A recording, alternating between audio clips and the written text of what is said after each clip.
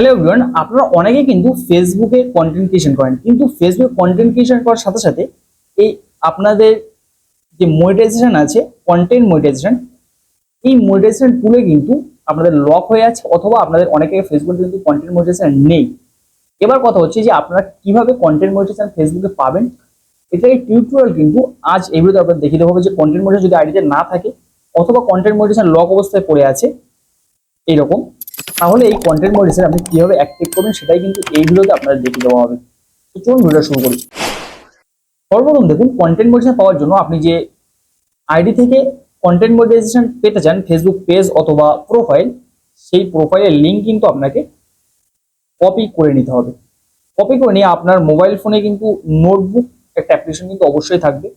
তো এই notebook application কিন্তু আপনি ওপেন করে নেবেন। নোটবুক অপশন ওপেন করার পর আপনি কিন্তু এই লিঙ্কটা জাস্ট এখানে কপি করে রেখে দেবেন।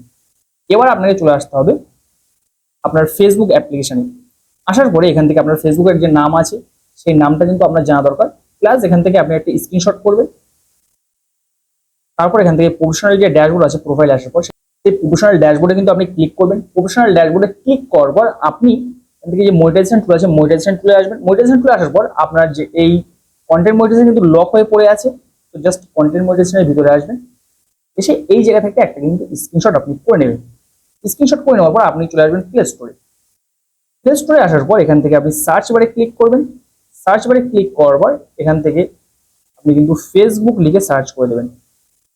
কিন্তু ফেসবুকে সার্চ করে দিয়েছি, দিয়ে ফেসবুকের যে অ্যাপ্লিকেশন আছে, ফেসবুকের অ্যাপ্লিকেশনে কিন্তু আপনি চলে আসবেন। আসার পর নিচের দিকে স্ক্রল করবেন। একটু নিচের দিকে স্ক্রল করার পর আপনি এখান থেকে কিন্তু সাপোর্ট নামে একটা অপশন কিন্তু খুঁজে পেয়ে যাবেন। তো জাস্ট এই যে সাপোর্ট নামের অপশনটা, এখানে কিন্তু আপনাকে ক্লিক করে দিতে হবে। সাপোর্ট অপশনে ক্লিক করার পর এখান থেকে যে Facebook Android app and fb.com আছে, এর উপরে কিন্তু আপনি ক্লিক করবেন। ক্লিক করে আপনাকে কিন্তু এখানে একটা টেক্সট পেস্ট করতে হবে। তো এই টেক্সটটার জন্য আপনি সরাসরি আমার টেলিগ্রাম চ্যানেলে চলে যেতে পারেন। টেলিগ্রাম চ্যানেলে কিন্তু আমি লেখাটা দিয়ে রেখেছি, আর যদি আপনি মনে করেন যে আমি নিজে থেকে লিখতে পারবো তাহলে কিন্তু খুব ভালো হয়, নিজে থেকে কিন্তু লিখে নেবেন।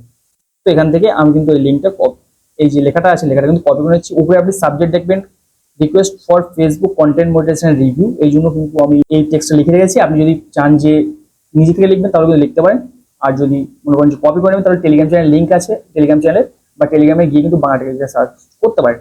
এই লেখাটা কিন্তু পেস্ট করবেন। পেস্ট করার উপরে যে সাবজেক্ট লেখা আছে, জাস্ট এই রিকোয়েস্ট ফর রিভিউ আছে, এইখান থেকে এইটুকু লেখা কিন্তু কপি করবেন করে এখানে কিন্তু পেস্ট করবেন। আর বাকি এই যে লেখাটা আছে, এই লেখাটা কিন্তু মুছে দেবেন। শুধু জাস্ট রাখবেন এই ডেয়ার ফেসবুক টিম এই জায়গা থেকে, বাকিটা কিন্তু কোনো কিছুই থাকবে না। এবার আপনি এই যে উপরে সেই তখন যে স্ক্রিনশটটা করেছিলেন, জাস্ট এই উপরের এই প্লাস আইকনে, এই উপরে যে ফটো আইকন আছে ফাইল আপলোড করার জন্য, এখানে আপনি ক্লিক করবেন। তারপর ফটো অপশনে ক্লিক করবেন। ক্লিক করার পর আপনার স্ক্রিনশটগুলো, প্রথম প্রোফাইল স্ক্রিনশট, তারপর যে কন্টেন্টের স্ক্রিনশট করেছিলেন কন্টেন্ট মনিটাইজেশনের জায়গায়, ওখানকার স্ক্রিনশটগুলো সিলেক্ট করে কিন্তু এখানে রেখে দেবেন। দেখতে পাচ্ছেন যে ফটোগুলো কিন্তু পরপর আপলোড হয়ে গেছে। এবার দেখুন স্ক্রিনশট সবকিছু কিন্তু আপলোড করা হয়েছে। এবার এখানে অ্যাকাউন্টের এই যে ইওর ফেসবুক অ্যাকাউন্ট নেম, আমার যে ফেসবুক অ্যাকাউন্ট নাম ছিল সেই নামটা কিন্তু এখানে দিতে হবে, এই জায়গাটা আছে। তো জাস্ট এখানে অ্যাকাউন্ট নেম এই জায়গাটা কিন্তু লেখাটা সর্বপ্রথম মুছে দিতে হবে আমার। আমি লিখে দিচ্ছি যে বাংলা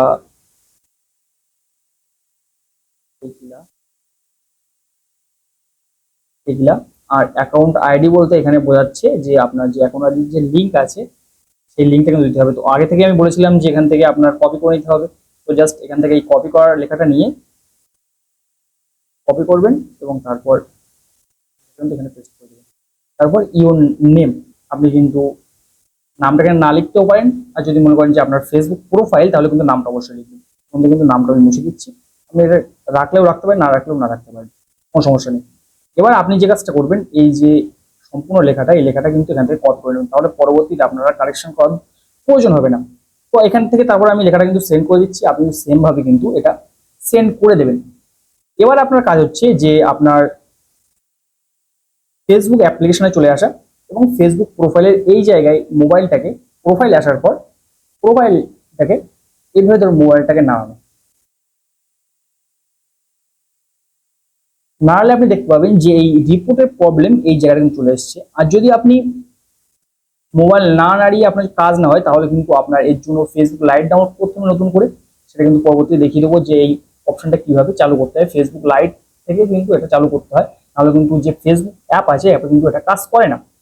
এবার আপনি কিন্তু এই রিপোর্টের প্রবলেম এখানে কিন্তু ক্লিক করবেন।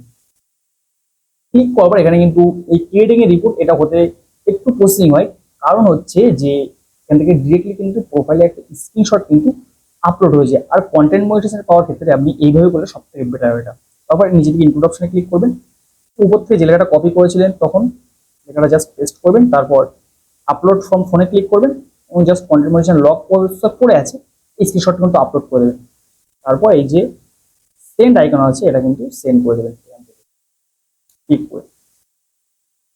তো জাস্ট সাধারণ এইভাবে কিন্তু আপনাকে এই দুটো পদ্ধতিতে ফেসবুকে রিপোর্ট করতে হবে। তাহলে আপনি ফেসবুকে যে কন্টেন্ট মনিটাইজেশন অনেকদিন ধরে পাচ্ছেন না, সেটা কিন্তু ফেসবুক যে অফিসিয়াল এআই এজেন্সি আছে তাদেরকে কিন্তু ইমেল আইডি পৌঁছে যাবে আপনার ফেসবুক আইডি, প্লাস আপনার ফেসবুক অ্যাপ থেকে কিন্তু রিপোর্ট করা হয়ে যাবে। এই দুইভাবে কিন্তু আপনি রিপোর্ট করে কন্টেন্ট মনিটাইজেশন পেতে পারেন। যদি আপনার কন্টেন্ট ঠিকঠাক থাকে তাহলে কিন্তু আপনি অ্যাক্টিভ থাকেন, তাহলে কিন্তু আপনি কন্টেন্ট মনিটাইজেশন এই ছোট্ট কাজগুলো করার মাধ্যমে 100% পেয়ে যাবেন। তো আশা করছি আপনার সম্পূর্ণ ব্যাপারটা ক্লিয়ার আমি বোঝাতে পেরেছি। যদি কোনো কোশ্চেন কমেন্ট বক্সে জানাবেন। দেখা হবে পরবর্তী কোনো ভিডিও। তো ভালো থাকবেন সবাই, সুস্থ থাকবেন সবাই।